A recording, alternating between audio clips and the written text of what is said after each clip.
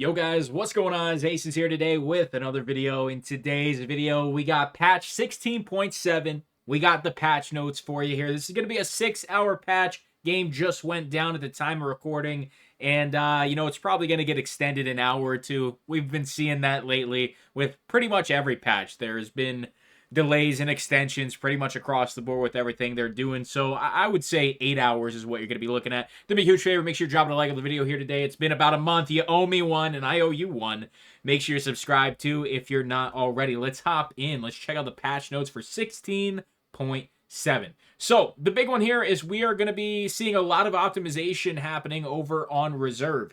I honestly would have loved to see customs a little more optimized with some of the newer areas. I feel like people really do struggle on customs in that new area, specifically with the new buildings and everything. FPS for a lot of people sometimes is dropping under 60, and myself, even on a higher end rig, I can definitely feel it in there. But Reserve is a map as well where you do have some spots on the map where you're dropping down the 60s, 70s, 80s, and it's definitely noticeable. So seeing any optimization of the game is always a good thing, but I definitely think customs would have been a little bit more heartfelt for a lot of players, especially the old timers. I feel like a lot of people, customs is just the map that we've grown up on, and every time something new happens to it, we love to figure everything out again.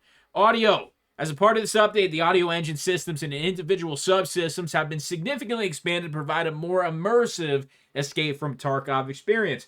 The audio changes every month, ladies and gentlemen, so we'll see how this iteration goes. Honestly, the last iteration wasn't too bad, in my opinion. I've actually kind of liked it, so we'll see what we got with this. The current version has gone through several stages of testing. However, it's not final. You may encounter unexpected audio behavior. BSG, you don't even have to put that in there. We know. Every version has unexpected audio behavior. We know. This stage is necessary to collect feedback and do more tests in a diverse variety of players, hardware, and software. We are already preparing a set of fixes for the upcoming updates, and your feedback and detailed issue reports will help us in refining and stabilizing the system for all players. So make sure you guys are submitting that feedback, especially here in like the next week, so they can tweak, tune, get everything sounding a little bit better for us. Readjusted the sound subsystem that checks for obstructions between the listener and the source. We have improved the sound processing between the listener and the source when the source was behind obstacles, and that does include uneven terrain, rocks, vehicles, crates, and other environmental elements. Fixed several issues where various sounds were processed and muffled incorrectly. Improved the sound penetration processing inside and outside interiors with walls of different thickness. This is pretty cool, man. Honestly, like, it makes sense, and it's going to be really interesting to see how it kind of plays out when you're maybe in dorms compared to the resort. When it comes to customs versus shoreline, they're pretty similar, but at the same time, are the sounds going to be similar? We'll just have to find out. More doors, more open doors, more windows. It's going to be interesting to see how in-depth some of these systems might actually be. And they're always improving and building new ones, so hey, could be really cool. Improve the sound penetration processing between floors of buildings and on stairways. Improve the occlusion of interactive windows and doors. Reduce the loudness of bushes in first and third person. Fix the cause of missing announcer warnings upon using the interactive buttons in the lab. Improve the sound occlusion on various locations to enhance the detail. So we got some AI changes here. Improved the interaction of bots with doors. This is a big one. Obviously, recently, they have tried to fix the bots going through doors, but there's still been some issues with that, whether it's them phasing through them a little too soon, whether they kind of just slip through the crack of the door where the hinges are and they somehow get off to the right or the left. I literally just had this happen about 30 minutes ago where a PMC opened a door and they just appeared on the left somehow. They never walked through the door. So nice to see that they're still trying to just hammer that in and really get the PMCs and the scavs to interact with doors properly. PMC bots will now try to avoid areas where the location boss spawns initially and are less likely to engage in combat with them. So this has been a huge issue, and we really saw this being an issue with the 100% Sturman spawns. I mean, you would load up a raid of woods, and Sturman would be dead 50% of the raids that you are getting there in the first 5 minutes. The PMCs were spawning right next to Sturman constantly and killing him instantly. And, who knows how many other bosses and how many other maps were affected by something like this. But Sturman was the one example I had recently where it was constant. So if it's happening on, any instance like that for Sturman, it's probably happening on some of the other maps when it comes to some of the other bosses. So that's actually really nice to see. That's a really good change. Fix several issues where bots can walk downstairs or uneven surfaces faster than usual. I have seen that a little bit, but it hasn't been like in an instance where I've died. But, just a nice little fix there. Fix the cause for bots appearing in the air or in the ground. Happens sometimes. Fix the specific situations in which bots would tilt their weapons upwards for no reason. I feel like we have had this for years, so maybe it's finally fixed, but I feel like this has been in the game for years, and, scavs one-tap at me when it feels like they're not even looking at me. They're just looking at the sky. If it's fixed, amazing, but it's just one of those things, like, I wouldn't be surprised if we still have issues going forward. Fixed the issues in which boss guards and PMC bots were friendly to each other. Fixed several issues in which the goons would appear on multiple locations at the same time in PVE. So this is good that they're fixing this because there are multiple trackers. We have one in the Discord. You can join the Discord below. And there are multiple trackers, both for PvP and for PvE, where you can submit a report to which map the goons are on. And that same app will allow you to request the location of the goons. And basically, it's just going to be really good for keeping up with where the goons are and avoiding those maps or targeting those maps based on task or whatever your reasons are. All right, here is going to be the section that we all really care about. And I got to say, there have been a few really decent things already, and I'm already pretty satisfied with things, but it's quality of life time. Let's see what we got. Added an item search window with the ability to find items in the stash by category or name. That is massive. I mean, especially when you are early wipe or early playthrough and you just have stuff in rigs on rigs on rigs. You have backpacks inside of backpacks. You have partisan bags inside of partisan bags. And you are infinite stash space. And, sometimes stuff just gets lost. And the ability to do this, that is really exciting. Eyewear and mask with flash protection stat now reduce the glare effects from light sources. Items with this stat have also been rebalanced. That is massive. Really like that. We're actually getting working sunglasses. Very nice. Added the display of an in-game raid time when pressing the O key by default. This is nice. And if you don't know what that means, and I'm basing it off of what I'm assuming it means, if you are doing a task that starts at 2100 hours, if you hit O, not only do you have the time remaining in the raid, but you have the time that it is in the raid. So if you, load right into the raid at 2100, if you immediately press the O key, you're going to see the 2100, and you're going to see, 40 minutes remaining on your raid. So hopefully it's easy to distinguish which one is which, but that sounds really nice. That sounds really good. Added the ability to automatically convert currency if not having enough when purchasing an item. I feel like we've already kind of had that. Oh, no, definitely not. I'm tweaking. No, that's sick. If you need to buy something with USD, you don't have enough, and it automatically does it. It just uses your rubles. That's sick. That's amazing. Love to see that. That's just going to save people time, and who doesn't love saving time? Added the highlighting of attachments that are available for purchase from traders on the weapon build screen.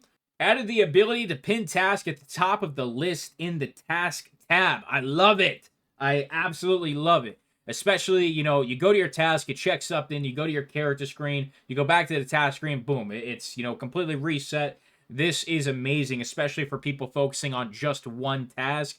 And if you can pin a bunch of them, even better. I like that a lot. That's really nice. This next one is one that I actually thought was already implemented, but it was not, and I learned that the hard way in the hardcore series. I won't spoil anything because I don't think the episode is released yet over on the Acez TV channel. But, as I said, I thought this one was already in the game. Added a warning when attempting to start a raid with a task item in the inventory. Next one is the rebalancing of the sensitivity and zooming ability of optics. This one's interesting because I actually think the zoom is in a great place, and I'm very used to it. And, you know, it's kind of interesting as well because you can already adjust the sensitivity of the zooming, assuming they're talking about the variable zooming. So I'm not 100% sure, but we'll just have to see kind of how it's feeling once the patch is released. Improve the usability of specific optical and thermal sights. That one's going to be interesting. What that means. That's very vague there, but we will see.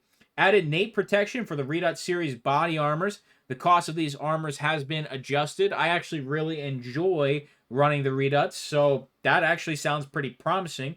And the cost of them, well, I typically just get them off of PMCs or do the one barter for the one class 5 Redut, which I can't remember what it is, but it's a decent barter from what I remember. Transition to another location will now count for all tasks with an objective to survive and extract. I literally just had this happen on my hardcore account for reconnaissance on Lighthouse. I did reconnaissance, I transited to woods, and I did not complete the task because I didn't survive, technically, the raid. I transited. So seeing that is amazing. Next, rebalance the operation of the RSHG-2 rocket launcher. Let's pour one out for Stank Rat, because I feel like this means it's going to be nerfed. This doesn't feel like a quality of life improvement. I feel like that's, you know, jargon for saying it's nerfed. Now, when it comes to it saying rebalance the operation, I don't know what that means. Whether that is, you know, the sights flicking up or whatever. Hey, maybe it's something that's a little cleaner. Maybe it's a little better. I don't know. But that to me just sounds like a quality of life improvement for everybody who's not running the rocket launcher. But I could be wrong, and we'll see what, you know, comes from that. We got a decent amount of fixes here, man. Oh my goodness. All right. So we've got probably another 5-10 minutes here with me, and then I'll see you guys in another month. So stay with me here. Let's knock it out. Faced a significant number of visual issues on customs and reserve. Well, there's that customs optimization I was talking about, just not exactly in the way I was hoping for. Fix the cause of concussion when a landmine explodes at a great distance from the player. That one would suck. Fix the bug that caused smoke from the smoke grenade to be visible to the observer if the player pulled the grenade pin but canceled the throw. Interesting. Man, how do you even figure some of this shit out? That's crazy. Fix the display of the smoke grenade in the character's hand after the throw. Fix the hands freezing after using a medkit or stim while unarmed.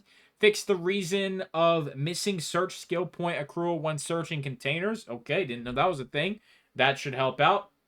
Fix the operation of bonuses from the hideout management skill.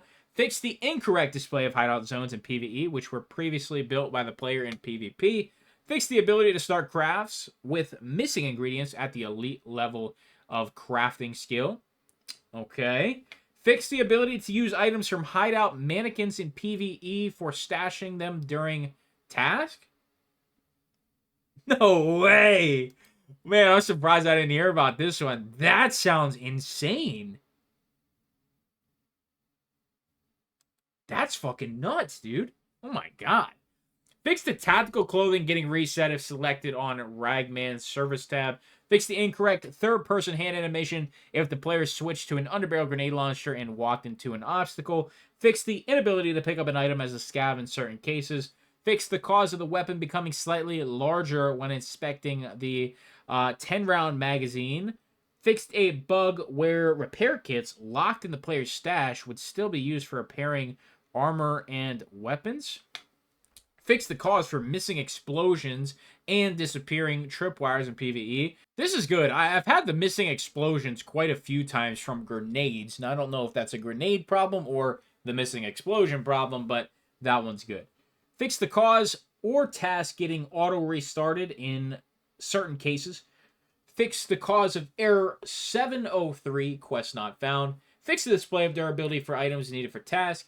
Fix the damage from bots shooting through the BTR. Fix the cause of the BTR not aggroing players who shot at it with the rocket launcher. Fix the incorrect display of prestige icons for players with a long nickname. Fixed the JSON parsing error for game startup for some players. No clue what that one is.